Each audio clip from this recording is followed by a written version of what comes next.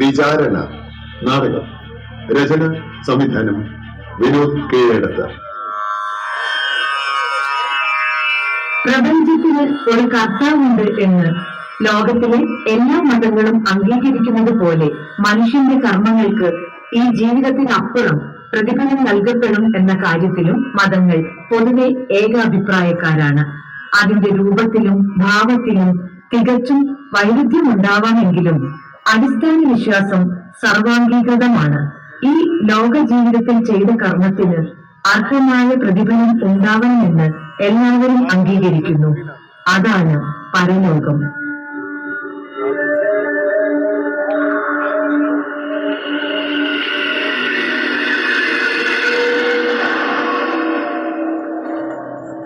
യമരാജാവിന്റെ ഈ വിചാരണ കോടതിയിലേക്ക് നിങ്ങൾ ഏവരെയും സ്വാഗതം ചെയ്യുന്നു. ഇത് ഞങ്ങളുടെ മാത്രം ഭാവനയിലുള്ള യമപുരിയാണ്. ഒരു മതവുമായോ വിശ്വാസവുമായോ ഇതിന് യാതൊരു ബന്ധവുമില്ല.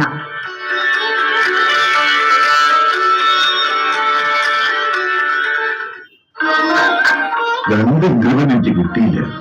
തീയന്റെ കാര്യത്തിൽ കാണിച്ച ഒരു തീരുമാനമായില്ല. ഇങ്ങനെ പോവാച്ചാലേ അധികം താമസിക്കാൻ ഞാൻ ഈ പണി കൊടുത്തിട്ടോ. കയ്യില്ലത് സാറേ. ഇത് നോക്കി, അടുത്ത മാസം 1-ാം തീയതി മുതലേ എനിക്ക് ലീവ് വേണ്ട ഒരു മാസം. അല്ലെങ്കിൽ കാര്യം പോലെ വെച്ചിട്ടുണ്ടെങ്കിൽ പൊട്ടക്കളിയാ. നോക്കി കാണുകളെ വേറെ നോക്കിയത് ഞാനേ അടുത്ത മാസം ഉണ്ടാവില്ല കേട്ടോ. എന്റെ കുറെ നേരമായാലും പേടിപ്പിക്കാൻ തുടങ്ങിയിട്ട്. ആ അത് ശരി, എന്തെങ്കിലും ഒരു പണി ഇവിടെ ഉണ്ടെന്ന് കണ്ടാൽ അപ്പൊ ഒരു ലീവ് വേണം എനിക്ക്. ലീവ് എന്റെ അവകാശമൊന്നുമല്ല, ഞാൻ തരുന്ന ഒരു ഔദാര്യം മാത്രമാണ്. എങ്ങനെ അല്ല, ഞാൻ എന്താ പറഞ്ഞത്? അതുകൊണ്ട് പറയും. സംഗതി നിങ്ങളുടെ വേദോസം തന്നെയാണ്. പക്ഷേ എനിക്കൊരു ലീവ് ആവശ്യമെന്ന് എന്താ ചെയ്യാൻ? പിന്നെ ഇത് അടച്ചുകൂട്ടി പോവാ. അല്ല പിന്നെ നിങ്ങൾ കൂട്ടിക്കൂടിയത് എനിക്കുണ്ടല്ലോ ലീവ് കാര്യങ്ങളൊക്കെ. നിങ്ങൾ എടുത്തോളേ. അല്ല നോക്കി ആണ് ഒരാൾക്ക് ലീവ് എടുക്കാൻ പറ്റുമെന്ന് നിങ്ങളോടല്ലേ ചങ്ങായെ പറഞ്ഞ മലയാളത്തിൽ. ഇവിടെ പകരാളില്ലാതെ ലീവ് എടുക്കാൻ പറ്റൂലെന്ന്. ഈ കാലിനെ കൊണ്ട് തോറ്റിട്ടതാലും ഞാൻ ഇവിടെ പണിയെടുത്ത് ചാവത്തു പോയത്. പോട്ടെ വേഗം പണി തുടങ്ങി. ആ തുടങ്ങാണ് ഞാൻ പണിയെടുക്കുന്നത്. ഇന്നത്തെ ലിസ്റ്റ് നോക്ക്. ഇന്ന് എത്ര ആളുണ്ട്? ആരൊക്കെയാണ് ഇതൊക്കെ? ഇതിൽ ലിസ്റ്റിലിപ്പോ സുരേഷ്, നിർമ്മല, രമ്യ,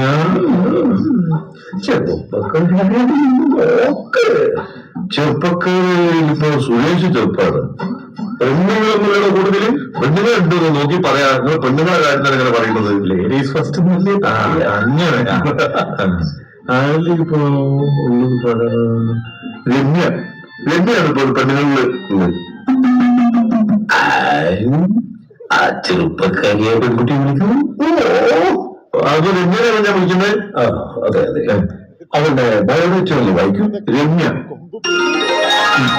21 വയസ്സ്. കാമ വെട്ടിക്കൊണ്ടു ഓർമ്മിക്കാതെ. അവരെ വിളിക്ക്. രമ്യ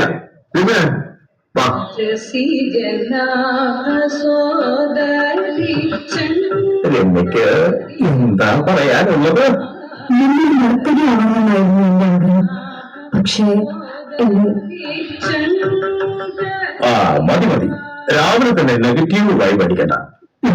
ഒന്ന് ചില്ലാവട്ടെ. രമ്യ ഒരു നൃത്തം ചെയ്യട്ടെ. പ്രിയപ്പെട്ടവരെ, അടുത്തതായി നമ്മുടെ മുന്നിൽ നൃത്ത ചുവടുകളുമായി എത്തുന്നു. ഇതാ നീ എങ്ങോട്ടാണ് ഓടുന്നത്?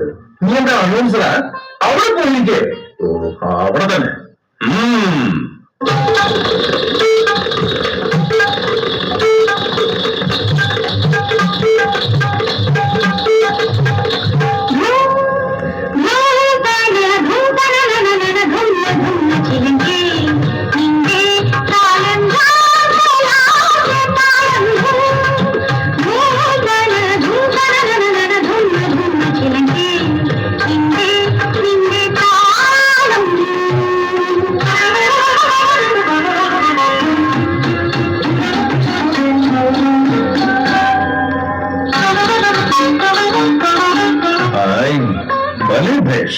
മനോഹരമായിരിക്കുന്നു രമ്യ.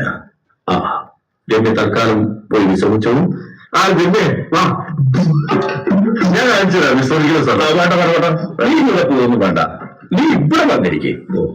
ചുറ്റുമുട്ട അടുത്തയാളെ വിളിക്കാൻ ഒന്ന് മാറ്റി പറഞ്ഞോളൂ. അടുത്തത് കണ്ണൂർ സ്വദേശി സുരേഷ്, 35 വയസ്സ്. എതിർ പാർട്ടിക്കാരൻ വെട്ടിക്കൊണ്ടു. ഇവരെ കൈപ്പത്തി എവിടെ? അത് ബോംബുണ്ടാക്കുന്നതിനിടെ പൊട്ടിത്തെറിച്ചതാ. ഇതാണ് നിന്റെ കൂടെ വേറെ ഇവനെ നിന്നെ വെട്ടിയത്. അല്ല, അപ്പൊ വെട്ടി ഇങ്ങനെ പോയി സുരേഷ് വെച്ചിട്ട് ഞാൻ കിണറുവരെ മരിച്ചതാ. ചത്താലും വിടാതെ എന്റെ പിന്നാലെ പോലെ ഈ ചങ്ങാതി. ചിത്രഗുപ്ത, എന്തേ ഇവരെ രണ്ടുപേരെയും സ്വർഗത്തിലേക്ക് പറഞ്ഞയച്ചു? സ്വർഗത്തിലേക്കോ? അപ്പോ രാഷ്ട്രീയക്കാർക്ക് ചത്താലും സ്വർഗം തന്നെയല്ലേ? അതല്ല, നിങ്ങളൊക്കെ കുറച്ച് നീതിയും നിയമങ്ങളും ശരിയും ശരികയും പഠിക്കേണ്ടതുണ്ട്. അതിന് പറ്റിയ സ്ഥലം സ്വർഗം. അപ്പൊ നരകോ? അവിടെ സുഖല്ലേ? ഒരു നയവുമില്ല, എല്ലാം ഫ്രീ അല്ല അവിടെ. അല്ല, ഇതൊന്നുമല്ലല്ലോ പണ്ട് കേട്ടത്. നരകത്തിലാവുമ്പോ തീക്കട്ട, തിളച്ച എണ്ണ, നൂൽപ്പാലത്തിലൂടെയുള്ള നടത്തം. ഏതൊക്കെ പണ്ടൊക്കെയാ പറയുന്നത്? അല്ല, നമ്മളെ പറ്റിക്കാണോ? കൂടുതൽ വർത്തമാനം വേണ്ട, പറയുന്നവർ കേട്ടാ മതി. ഞങ്ങളാണ് തീരുമാനം എടുക്കുന്നത്. ഞങ്ങളല്ല, ഞാൻ യമരാജൻ. അവിടെ പോയിരിക്കണ ചിത്രമുട്ട. ഇനി പ്രണയിച്ച് കൊതി തീരാത്ത 2 യുവജനങ്ങളുണ്ട് പ്രപോലിസ്റ്റ്. പിന്നെ താമസിപ്പിക്കാൻ കോഴ വരുന്നുണ്ട്. ആരത്? സാറേ, സ്വർഗത്തിൽ നിന്നാണല്ലോ. എടുത്തു നോക്കണോ? ഹലോ സാറേ, ഇവിടെ കൽപ്പവൃക്ഷത്തിലൊക്കെ കൂമ്പ് ചെയ്യല ഒക്കെ വാങ്ങി തുടങ്ങിക്കുന്നത്. എന്തെങ്കിലും ഒരു മനസ്സ് വാങ്ങിയ ചെയ്യുന്നത്. മരുന്നോ?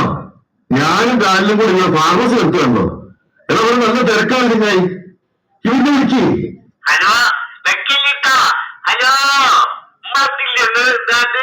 എന്നിട്ടോ നമ്മളെ ഇതില്ലല്ലോ, താറാവിന്റെ വാരി ഒരു ജീവില്ലേ, ഒരു പക്ഷി. ഏത് അറിയണോ? ആ അതന്നെ, അതിനെന്തോ സുഖമില്ല, പക്ഷിപ്പനിയാണെന്നാ തോന്നുന്നത്. എന്തെങ്കിലും ഒരു മരുന്ന് ഡോക്ടർ പറഞ്ഞൊക്കെ ചെയ്യോ? സാറേ, എന്താക്കാണോ ചിങ്ങ ഫോണില്? എടോ കൊണ്ടത്. ഹലോ ഹലോ, നിങ്ങൾ കഴിക്കില്ലേ? പോവാണ്. നീ ഫോണിന്റെ പിന്നാലെ പോവാതെ ആ കപ്പിൾസിനെ വിളിക്ക്. കാലിന് കപ്പിൾസിനെ കാണാൻ കൊതിയായിട്ടില്ല. കാലാ വാടാ മക്കളെ, വാ. മനു സുനൈന. ആരൊക്കെ? മനു സുനൈന. ഓ, ഒരുമിച്ച് ജീവിക്കാൻ കൊതിച്ചവർ, ജാതിക്കും മതത്തിനുമപ്പുറം വിശാലമായ ഒരു ലോകം സ്വപ്നം കണ്ടവർ, ആരോടും പരിഭവമില്ലാതെ പരസ്പരം സ്നേഹിച്ച് കൊതിതീരാത്ത അവരെ മതവെറിയന്മാർ സദാചാര പോലീസ് ചമഞ്ഞ് അടിച്ചുകൊന്നു, സംഘം ചേർന്ന് കൊലപ്പെടുത്തി, ഇരുട്ടിന്റെ മറവിൽ തടിതപ്പി. അപ്പോൾ നമുക്ക് സ്വാഗതം ചെയ്യാം. അടുത്ത കപ്പിൾസ് അവർ മുന്നിലെത്തുന്നു. മനു ആൻഡ് സുനൈന.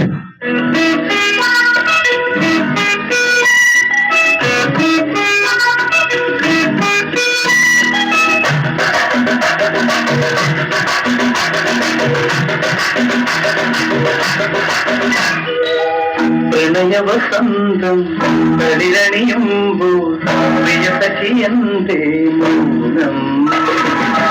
പ്രണയവസന്തം തളിരണിയുമ്പോൾ പ്രിയസഖിയന്തേ മൗനം.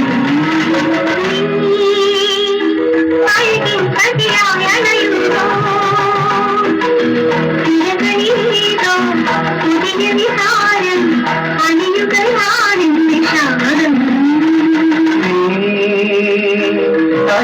കതിരായ നയുമ്പോ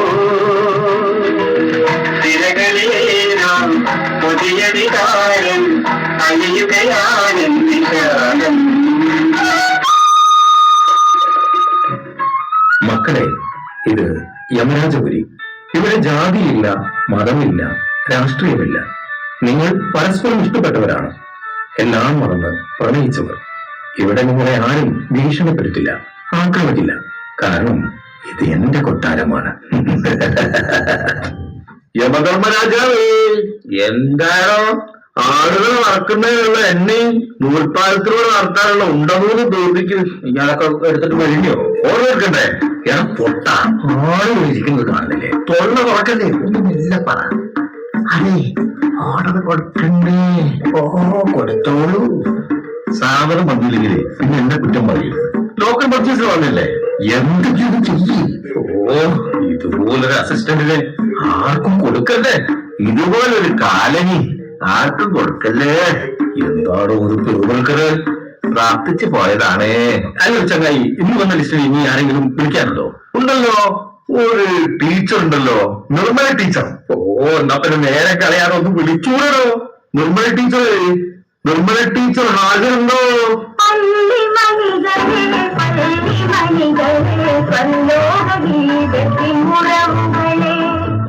ഞാനാണ് Nirmala teacher. Present sir. Nirmala teacher ടീച്ചർമാരെ കാണുന്നുണ്ട്. ഓ, നന്നായി. മലയാളം ടീച്ചറാണ്. കുട്ടികളെ കവിതകളും കഥകളും പഠിപ്പിക്കുന്നു. അങ്കണ കൈമാവിൽ നിന്നാദ്യത്തെ പഴം വീഴേ അമ്മ തൻ നേത്രത്തിൽ നിന്നുതിർന്നു ചുടു കണ്ണീർ. അല്ല ചിത്രമുത്ത, പുതിയ കവിതയുണ്ടല്ലോ. ഞാൻ ചൊല്ലട്ടെ.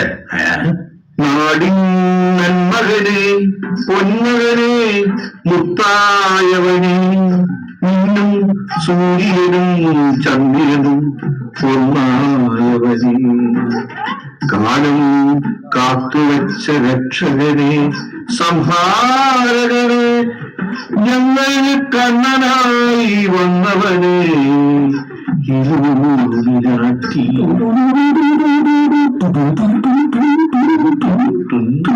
ചിത്രമുത്ത, അവിടെ വലിയ കൈകാല കാര്യം പറയണോ? ടീച്ചർ ക്ലാസ്സിലെ കുട്ടി ടീച്ചറെ വണ്ടിയുടെ ബ്രേക്ക് കൂടിയിട്ട് വണ്ടി ഇടിച്ച് ടീച്ചർ പടയും. ഞാൻ സ്വർഗത്തിൽ പോട്ടെ, എനിക്ക് ക്ലാസ് എടുക്കാൻ സമയമായി. ടീച്ചറെ, ഞാൻ തൽക്കാലം അവിടെ പോയി ഇരിക്കും, ക്ലാസ് എടുക്കാൻ പോവാ പോലെ.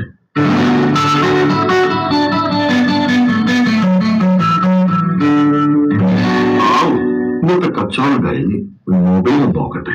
ഈ കാലം ഞാനിട്ടൊരൊറ്റ സ്റ്റാറ്റസ് നോക്കിയില്ല. നീ യാതൊരു ലൈക്ക് ചെയ്യുന്ന പരിപാടിയാണ്.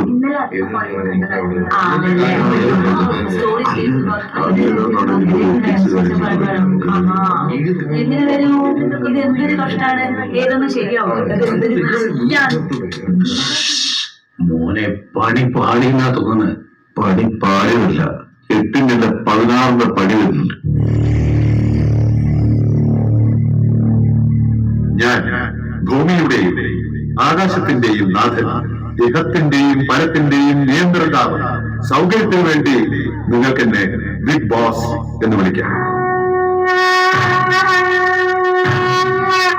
നിങ്ങൾക്ക് എന്നെ കേൾക്കാനേ കഴിയൂ. നിങ്ങളുടെ ഭാവനയ്ക്കനുസരിച്ച് എന്റെ രൂപം സങ്കല്പിക്കാം. നിങ്ങൾക്ക് എന്നെ ചോദ്യം ചെയ്യാൻ കഴിയില്ല, അനുസരിക്കാനേ കഴിയൂ. ഇവിടെ യമപുരിയിൽ നിങ്ങൾ കണ്ട യമരാജാവും ചിത്രഗുപ്തനും എന്റെ കീഴുദ്യോഗസ്ഥരാണ്. ഞാൻ അതിർക്കും മേലെ ഇന്ന് എന്റെ സന്നിധിയിൽ വന്ന് നിങ്ങൾക്കുള്ള ശിക്ഷ വിധിക്കാൻ പോവുകയാണ്. നിങ്ങൾക്ക് ഇപ്പോൾ ഇരിക്കാം. നിങ്ങൾക്കുള്ള നിർദ്ദേശങ്ങൾ ഞാൻ സമയാസമയം നൽകും. ആ സംഘടനാ രാഷ്ട്രീയ പ്രവർത്തകർ ഒരറ്റത്തേക്ക് മാറി നിൽക്കും. നിങ്ങൾ ഒരാൾ മറ്റൊരാളുടെ ഘാതകനാണ്, മനസ്സുകൊണ്ട് ഒരിക്കലും ഇഷ്ടപ്പെടാത്തവർ. നിങ്ങൾ രണ്ടുപേരും നരകത്തിൽ പോവാൻ ഞാൻ കൽപ്പിക്കുന്നു.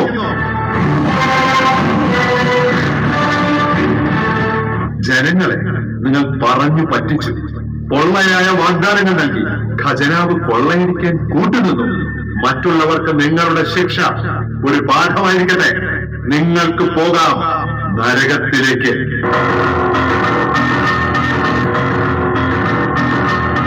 നിർമ്മല ടീച്ചർ,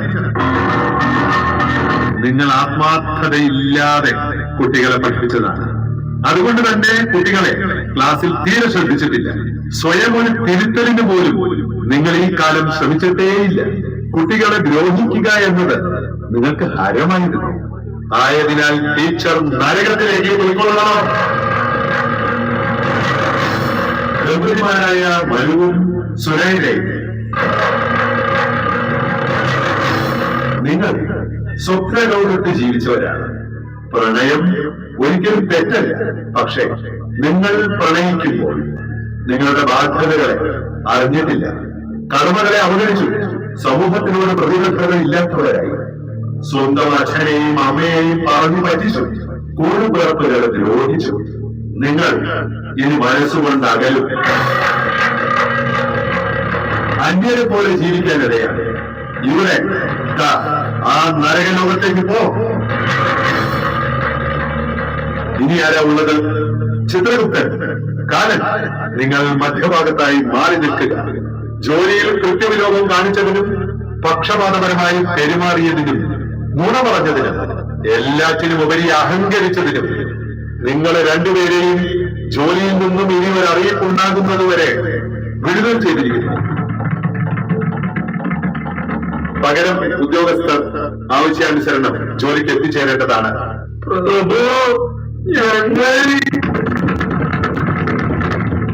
രമ്യ, സാറല്ല, ബോസ്, ബിഗ് ബോസ്.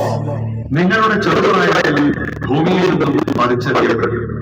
നിങ്ങളുടെ ഒരുപാട് ആഗ്രഹങ്ങൾ സഫലീകരിക്കാതെ കിടക്കുകയാണ്. പറയൂ, എന്താണ് നിങ്ങളുടെ ആഗ്രഹം?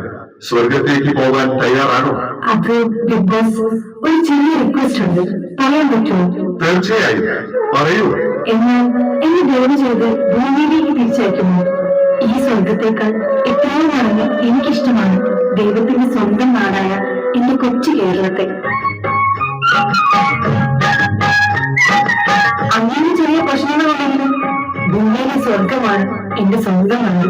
പുഴകളും മലകളും ചേർന്ന് എന്റെ നാട്. എനിക്ക് അവിടെ പോയാൽ മതി. പ്ലീസ് എന്നെ പറഞ്ഞു പറ്റുമോ ഒരിക്കൽ പോലും? രമ്യ, നിന്റെ ആഗ്രഹം പോലെ സംഭവിക്കട്ടെ. ഇനിയും ഒരു 75 വർഷം നീ കേരളത്തിൽ സുഖമായി ജീവിക്കും. നിന്നെ ആരും ഒന്നും ചെയ്യില്ല. ആകാശവാണി കോഴിക്കോട് നിലയം 150ാം വാർഷികം ആഘോഷിക്കുന്ന കാലം വരെ നിനക്ക് അവിടെ അല്ലലില്ലാതെ ജീവിക്കാൻ കഴിയും. എന്താ, സന്തോഷമായോ? ഒരുപാട് സന്തോഷം Bigg Boss. Thank you so much Bigg boss.